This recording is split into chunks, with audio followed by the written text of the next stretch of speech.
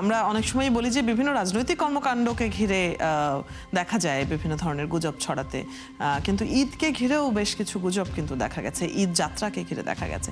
এসব নিয়েই আজকের আলোচনা। আগেই জানিয়েছি আমাদের সাথে যুক্ত আছেন রাজনৈতিক বিশ্লেষক অধ্যাপক ডক্টর আক্কাস আহমেদ। চলে যাচ্ছি তার কাছেই।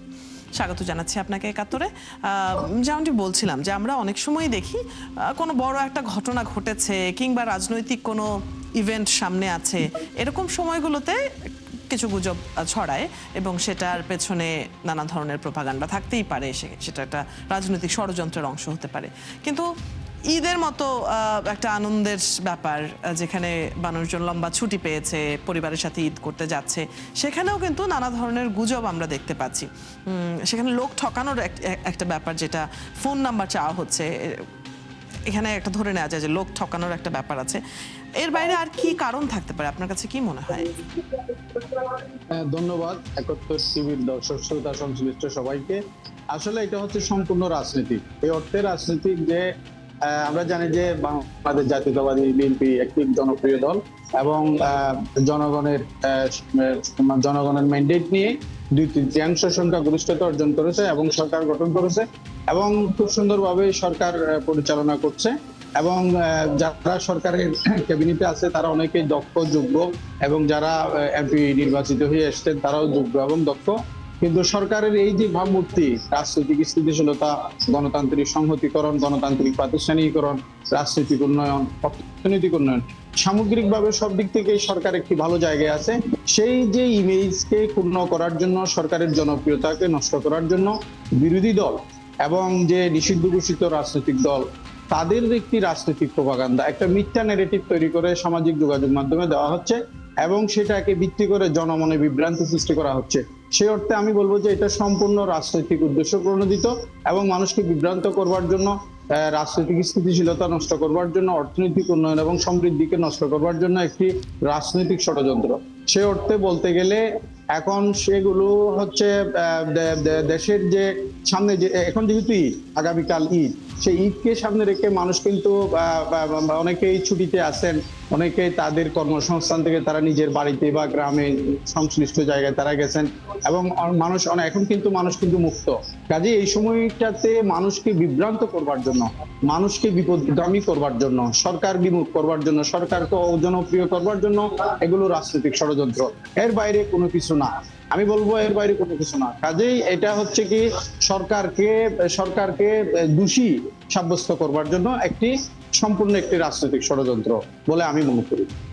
একই সাথে অনেকেই যেটা মন্তব্য করেন যে এর পেছনে ভিউ বাণিজ্যও একটা বড় ভূমিকা রাখছে, মানে যারা হচ্ছে অনলাইনের বিভিন্ন প্ল্যাটফর্ম থেকে টাকা উপার্জন করেন, তারা বিভিন্ন বিষয়কে সংবেদনশীল হিসেবে প্রচার করা কিংবা এরকম ভুয়া ভিডিওগুলো প্রচার করার মাধ্যমে অনেক ভিউ হবে, এরকম একটা ব্যাপারও কিন্তু অনেক বিশ্লেষকরাই বলে থাকেন। সেটা ঠিক আছে। এখন হচ্ছে যে ফেক নিউজের ক্ষেত্রে এটা অবশ্যই ঠিক, তবে এটা যে আমি যে রাজনৈতিক প্রেক্ষাপটটা বললাম সেটা আছে, পাশাপাশি সেটা অর্থনৈতিক ব্যাপারটাও আছে। যেমন আমরা সাম্প্রতিক সময়ে ইরান যুদ্ধের ক্ষেত্রে যেটা দেখলাম সেটা হচ্ছে যে কি সাবেক রাষ্ট্রপতি আহমেদিনেজাদ মারা গেছেন বলে যে একটি ন্যারেটিভ প্রোপাগান্ডা সামাজিক যোগাযোগ মাধ্যমে প্রচার করা হয়েছে এবং সেটা লক্ষ লক্ষ ভিউ হয়েছে এবং সেখান থেকে যারা সেই প্রোপাগান্ডা তৈরি করে সোশ্যাল মিডিয়ায় দিয়েছে তারা কিন্তু লক্ষ লক্ষ বা কোটি কোটি টাকা তারা ইনকাম করেছে। সেই ধরনের ফলস ন্যারেটিভ তৈরি করা হচ্ছে এবং দেখা গেছে যে ইরানের পরমাণু অস্ত্র আছে কি নাই সেটা কিন্তু আমরা কনফিউশনের মধ্যে আছি। কিন্তু দেখা গেছে যে যারা ইরানপন্থী তারা ইরানের পক্ষে একটা ফলস ন্যারেটিভ তৈরি করে, প্রোপাগান্ডা তৈরি করে সামাজিক যোগাযোগ মাধ্যমে দিচ্ছে, অথবা যারা ইসরায়েলপন্থী বা আমেরিকাপন্থী তারা একটা ফলস ন্যারেটিভ তৈরি করে সেটা সামাজিক যোগাযোগ মাধ্যমে দিচ্ছে। সেখান থেকে তারা অনেক বৈদেশিক রেভিনিউ তারা কালেকশন করতেছে, সেটা তো আছে, সেটা আমাদের দেশেও আছে। এর বাইরেও সাম্প্রদায়িক দাঙ্গা এবং রাজনৈতিক স্বার্থ চরিতার্থ করতে গিয়ে কিংবা অর্থনৈতিক স্বার্থ চরিতার্থ করতে গিয়ে অথবা বাণিজ্যিক ইস্যুতে ব্যবসা বাণিজ্যের ক্ষেত্রে একটি মিথ্যা প্রোপাগান্ডা তৈরি করা এবং অতিরঞ্জিত করা, সেগুলো তো আছেই, এগুলো তো আছেই। এবং এর বাইরেও আরো অনেক কিছু বিষয় আছে যেগুলোর কারণে সামাজিক যোগাযোগ মাধ্যমে মানুষ বিভিন্ন প্রোপাগান্ডা তৈরি করে, সেগুলো সামাজিক যোগাযোগ মাধ্যমে দিয়ে তারা তাদের স্বার্থ চরিতার্থ করে। বিশেষ করে যে সমস্ত দেশ উন্নয়নশীল যেমন আমাদের বাংলাদেশ বলেন, ভারত পাকিস্তান বলেন, নেপাল বলেন, ভুটান বলেন, কিংবা মিয়ানমার বলেন, কিংবা আফ্রিকান যে দেশগুলো উন্নয়নশীল রাষ্ট্র বা সেন্ট্রাল এশিয়ান যে উন্নয়নশীল রাষ্ট্রগুলো, সাউথ ইস্ট এশিয়ার যে উন্নয়নশীল রাষ্ট্রগুলো, যেখানে হচ্ছে শিক্ষা প্রযুক্তি এবং এআই সংক্রান্ত, আর্টিফিশিয়াল ইন্টেলিজেন্স সংক্রান্ত জ্ঞান কম, সেই সমস্ত জায়গার মধ্যে কিন্তু এই সমস্ত ন্যারেটিভকে বেশি গ্রহণ করা হয় এবং সেগুলো ভিউ অনেক বাড়ে, এবং সেক্ষেত্রে অনেক সময় কি সেটা রাজনৈতিক উদ্দেশ্য হাসিল করতে পারে, অথবা রাষ্ট্রের নিরাপত্তা বিঘ্নিত করতে পারে, সামাজিক স্থিতিশীলতা নষ্ট করতে পারে, অর্থনৈতিক সমৃদ্ধি নষ্ট করতে পারে, আন্তর্জাতিক বাণিজ্যের ক্ষেত্রে ক্ষতি করতে পারে, এবং সাম্প্রদায়িক সম্প্রীতি নষ্ট করতে পারে। এই ধরনের ইভেন্ট অনেক সময় দেখা যায় যে সরকারের পতন ঘটে যাচ্ছে, এই যে একটি ফলস নেগেটিভের উপর ভিত্তি করে সেটা মানুষ বিশ্বাস করে এবং সরকার বিরুদ্ধে আন্দোলন করছে, এই ধরনের ঘটনাও কিন্তু আছে।